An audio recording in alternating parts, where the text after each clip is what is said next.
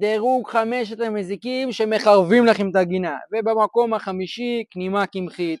היא מכסת לכם את כל הצמח, והנמלים אוהבות אותה. למה הנמלים אוהבות אותה? כי היא מביאה להם דבש, והיא משאירה לכם מלא נצנצים על כל הצמח, אבל אתם בלי שום חגיגה. מקום רביעי, הכרית קורים. זה לא ספיידרמן, זה סתם קורים שפוגעים לנו בצמח. כרית הקורים מוצצת לכם את הצמח, תשאירו אותו יבש וצהוב, ואתם בבעיה. ובמקום השלישי, כנימת עלה. היא חושבת שהצמחים שלכם זה בר מיצים פתוח, שואבת לכם ומוצצת לכם את כל העלים. היא גם מגיעה בשלל צבעים, ממש כמו כל צבעי הקשת. יש מה לעשות איתה, היא לא נחמדה, לא נעימה.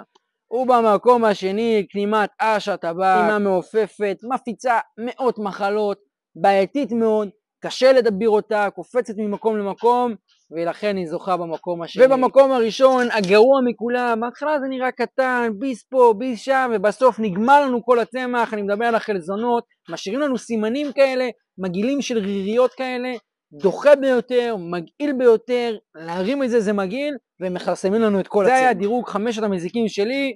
תכתבו לי בתגובות מה הדירוג שלכם.